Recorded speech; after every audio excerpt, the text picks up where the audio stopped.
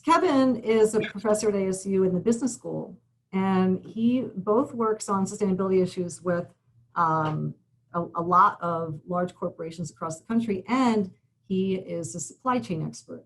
Can you tell us a little bit about how and why you got involved in COVID? Sure, and welcome everybody. Thanks for for being here today. And thanks to Lisa and the panel. I'm not interested in COVID more than all of us have been individually affected, obviously. My daughter got married the weekend before everything closed down, so an important family event. Successfully got completed and no one was sick. So, you know, my interest as a supply chain professor, especially one who focuses on sustainability and climate change, et cetera, is how this is indicative or predictive of the future of our economic systems, which, of course, today in our global economic systems, the economy is the supply chain, right? No company makes everything from you know, farm to retail store, so to say. All companies depend on supply chains. And so as a supply chain professor, when we look at supply being disrupted somewhere, we think about a couple questions. How large is the impact? So what particular supplies are being put at risk? How long is the event underlying this disruption? How broad is the effect? For example, with numerous hurricanes hitting the Gulf of Mexico region, the United States has a large percentage of its petroleum, let's say chemical derivative industries in that area. And so because of that physical proximity, extreme weather events that hit that area have a disproportionately large impact on that particular industry sector, for example. And then we think about where in the supply chain those impacts are. Are they far upstream in the supply chain where raw materials are being extracted and processed, or where, you know, we have agricultural or forestry or fishery processes? Are the impacts primarily with, let's say, a manufacturing plant that's in a particular location? And you know, a famous example of that is that the U.S. Car industry found out after the Japanese tsunami that they all depended on a single supplier for a very specialized type of paint.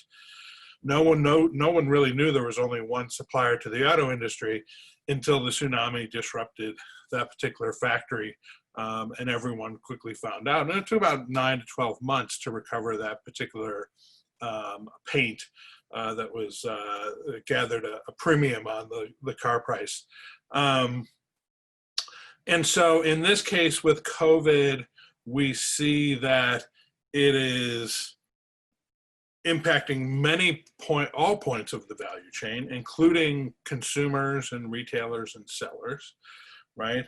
That it is not just about loss of supply, but it's about shifted demand, which is much more complex.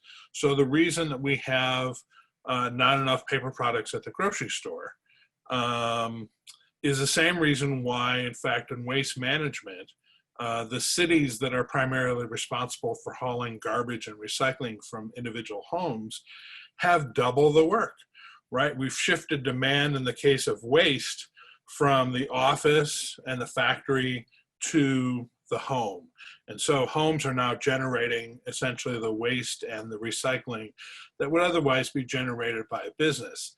However, there are typically two different companies or two different haulers involved in picking up commercial waste and recycling versus residential. And so in this case, the demand shift, you know, we have these optimal supply chains. In one case for waste management, we've optimized let's say, business routes and commercial routes versus private residential. The private residential have a low density of trash per mile, and therefore they make the least money. So those are always dumped off, so to say, on the cities, right? And the more valuable commercial contracts, because the garbage density is higher in a commercial industry, those are typically contracted out to individual haulers. In the case of paper, we've optimized our paper supply system for consumers versus the business industry, the business sector of restaurants and hotels, for example. So if you were a consumer and really wanted to go buy some large stocks of paper towels, you could find tons, literally tons of paper towels in the B2C sector. These are primarily, big rolls of paper towels that, you see at a restaurant. They often have a very large amount of recycled content that you actually rarely see in the consumer side product. So one of the lessons learned here from COVID is that because of climate change, and because climate change impacts are both increasing in their magnitude, their frequency, and their concurrency, right? So we have California or East or West Coast wildfires at the same time we're getting hit with record temperatures across the United States. We're getting hit by hurricanes in the in the Gulf of Mexico. So we can expect that whereas extreme weather events tended to be isolated in kind of sporadic points in time, and they only occurred one at a time, unfortunately, the future is going to have a much more hazardous risk profile, and we're going to see these type of weather events or other climate change related impacts such as mass migration, et cetera, impacting our economy all at once.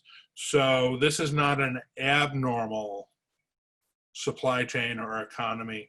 This is I think, a portending of the type of volatility and therefore the type of resiliency that we need to build into our economic systems. And I tried to pull apart as best I could the notion of public interest technology. And I'm not new to technology management, but I am new to this particular concept. So hopefully I've interpreted this correctly. But here's a business school prof play on this. And that is, just speaking for the US, the US is a market-driven society, regardless of the political parties in charge. It's built into our core. And as such, we should not expect too much giving up of that private concern in times of special need, or giving up of those private concerns for the public good, for better or worse. In my mind, as I'm not a policy person, I'm a business person. I'm just trying to interpret what's going on around me. And I work a lot in the recycling and circular economy realm. And, we're looking at policy versus market forces and stuff. And the bottom line is that if we look at masks, we can see both the success and the potential failure of such a strong market-inspired set of values and practices. So on the negative side, if you step back and look at this at a system level and look at it as a supply chain management problem, anyone in your first course in supply chain management, you would learn, for your critical supplies, centralized purchasing. Centralized purchasing. You're going to put your best purchasers at the table to do that centralized purchasing. You're going to be able to follow certain principles and guidelines that lead you to make strategic decisions. You're going to get better cost, right, because you're buying in aggregate.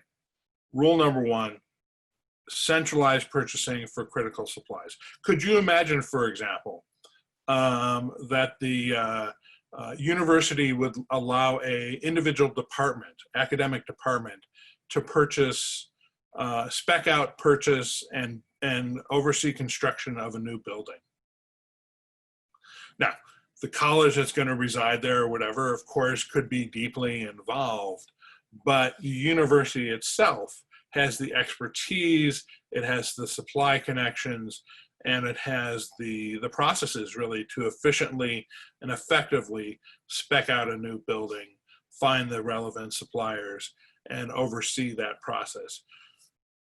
I understand that there are political reasons why we did not centralize purchasing, but in my mind, we lost at least 3 to 4 months of response time by relying on the private sector to self-organize a response versus having a predetermined centralized response to that critical or those types of critical medical supplies.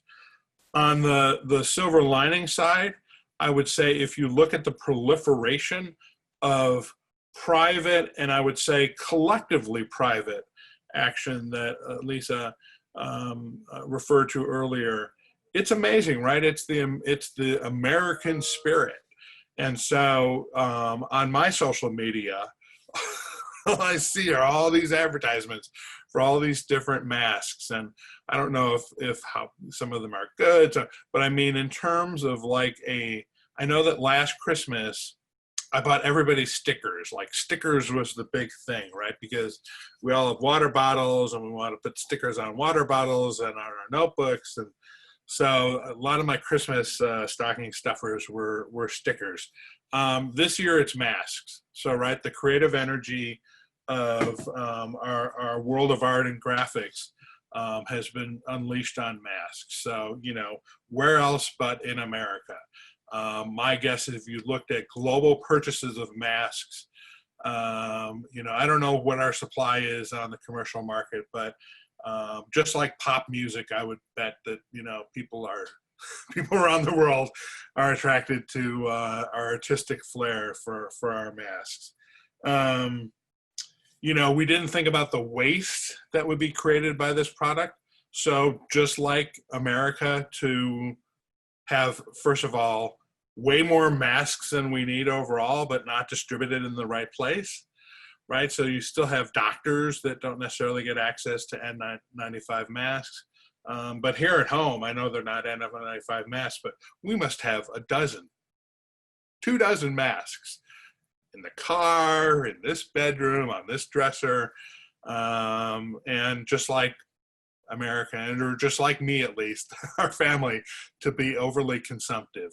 But then also not really worry about the end of life, right? And so the fact is that what we're going to do with these masks is primarily throw them in landfill, but we don't really have another solution for textiles anyway, right? So that's just a systemic problem. As just to kind of close on what I think is what I observe as a positive example of public-private public interest technology is that if you start off on the public side with the Intergovernmental Panel on Climate Change, IPCC. The IPCC, you know, was formed, I think, about now 25 years ago. Its purpose is to interpret the science related to climate change and then present those interpretations of peer-reviewed science to policymakers and the public, and very importantly to commercial entities, to private entities. And they have agreed on standards, they have shared data, they have shared computational models. It's not to say that there is not active energetic debate among scientists within IPCC about assumptions, validity, validation, et cetera. But nevertheless, it's a collective effort that has, to some extent, the ego and the reputation of the individuals involved in it has been subsumed to the greater social need to create a kind of uniform view of this critical issue to the public. So you have that emerging on kind of the academic and maybe to some extent including the government laboratories and whatnot. Then you have following in the last 5 years the example of the Science-Based Target Initiative. So how do corporations help us meet our global commitment to a 1.5 or 2 degree increase centigrade future? Well, they do it through following the algorithms that are part of the Science-Based Targets Initiative. And so what scientists have done is they've figured out here is the proportion of greenhouse gases that really corporations are and should be responsible. And if you're therefore a corporation, we can give you the algorithm so that you as a single company can kind of calculate what are the goals that you should have, that if indeed all corporations followed this methodology, we would collectively meet our climate goals. And this is, to some extent, it's hard to find an example where companies have given up their goal setting to an algorithm, right? So when a company commits to science-based targets, they're committing to a share of collective responsibility that is beyond their kind of interpersonal or power-related negotiation skills. They are giving up their goal setting to an algorithm, and whatever comes out of the algorithm, so be it. If they're committed to this collective goal, they have to accept that. So to me, that's an exciting example where you have innovation on the kind of public-private side to create a common base of science to draw from, and then you have corporations collectively committing to a methodology that allows them towards a movement towards a collective goal. And we see that so much in the sustainability world these days, where companies are getting together. You know, in the US, there was just the launch last week of the US Plastics Pact. And again, these are corporations who are making a collective commitment towards a certain amount of recyclable content or biodegradable content within their plastic portfolio by 2025. So it does seem that companies are beginning to see that whether it's giving up their own intellectual property, as Nike did when it gave away its intellectual property to the Sustainable Apparel Coalition many years ago, or it's making collective commitments that they have to collaboratively engage on to meet their public commitments. I'll stop there. Yes, thank you, Kevin. Yeah, so that was pretty fascinating, and I didn't realize that you were gonna weave together climate change and COVID and the whole ball of wax. I think I can find a climate change connection in everything I look at these days. So that's just my glasses. No, I think it makes sense. There are a few things that I want to highlight from what you said before we move on to Anna. One is that you talked about in several different ways, the importance of science-based targets. So the importance of science-based criteria for trying to figure out what it is that we're trying to achieve. This is not necessarily to say that the science-based targets are going to preempt policy goals that might be different, but they really are important. And you've made the point that, you know, what I refer to as civic engagement or public engagement, we're talking about, say, non-governmental. In this case, you're talking about the collective action of the private sector, right? As well as in some ways synergizing with some of the public engagement that we're talking about. That's right. And that it has its own sort of rhythm and its own way of doing things. And we have seen, as you say, that some of the innovation has really come from that collective spirit, really, for trying to solve problems in whatever way. And I have also noticed that there does seem to be a sense that there's reason to make a hypothesis that it's because of the failure or the perceived failure of the public response compared to what we would expect, what we'd normally expect, that may have triggered more of this sort of surge. I think it's there already. What's I that? think that train is already long gone, in my opinion. I Well, I'm think saying that, that it's hard to know. You mentioned it, you talked about it as a silver lining.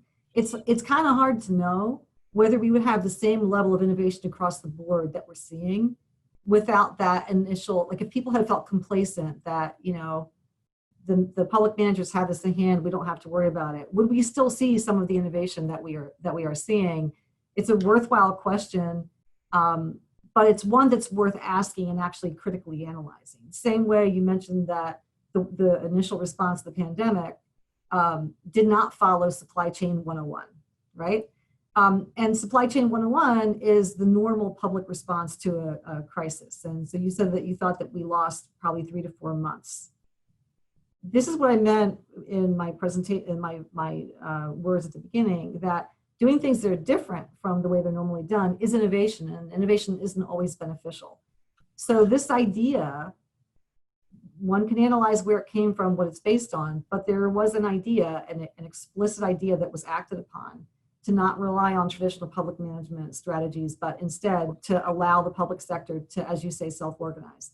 understand. And Yeah. I think that, so there is a theoretical reason, though, why I would stand by my premise. So if you maybe distinguish between two types of solution spaces, right? In complexity science, it's called the rugged landscape model. But it really applies to kind of any design problem. And the question is, if you look at a landscape and you think about the goodness of a solution somewhere in that landscape as the height of a mountain or a hill or a valley, and your job as a designer is to find the highest point in that solution space, right? The best solution. Now, if it turns out that there's only one best solution, there's only one big mountain somewhere in the landscape, it doesn't matter who you send out. Eventually, to search for that mountaintop, eventually everybody will find the same top of the mountain, right? And so the only reason to have kind of multiple search parties out searching for the top of the mountain is just to get there faster. But once everyone gets to the top of the mountain, everyone agrees, oh, this is the best solution. Right now, imagine a landscape that is, like the old golf course ASU used to have, where it's just these rolling hills, and there's lots of kind of hills in a neighborhood that have height. And your job, there's 1,000 hills out there, 1,000 solutions. They all look pretty much the same. They all look viable. How do we find the best solution? That's really where you need to send out kind of individual search parties to search those different neighborhoods and find that local peak.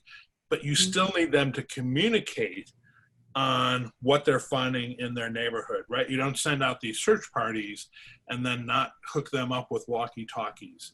Our private approach, which was exemplified or is exemplified if you look at some of the large-scale technology bids that the government has put out, whether a pit of Boeing, versus a Honeywell, and each kind of go off and design their own thing, and they don't communicate with one another.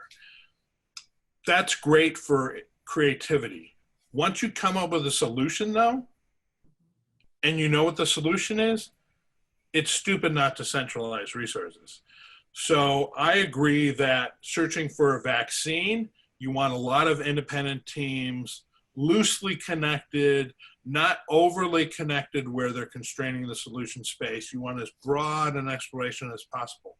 But once we find a vaccine, we need coordinated production capacity.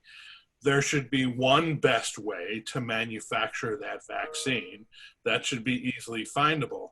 And what I worry about is that our private concerns will keep us from the collective capacity that we could have if, for example, that intellectual property that's discovered is in fact made public, so that any manufacturer could pick up that. And I would say that in making masks, there was no creative task. So we didn't have to, we didn't need a market solution with a bunch of concurrent kind of emergent discovery processes to figure out how to make a mask. We knew how to make a mask. And so we should have centralized immediately. Whereas with a vaccine, I think it makes sense to have a distributed system for searching and creation, But again, once you come up with a solution, at least structurally, it makes sense to centralize. No, that's really interesting.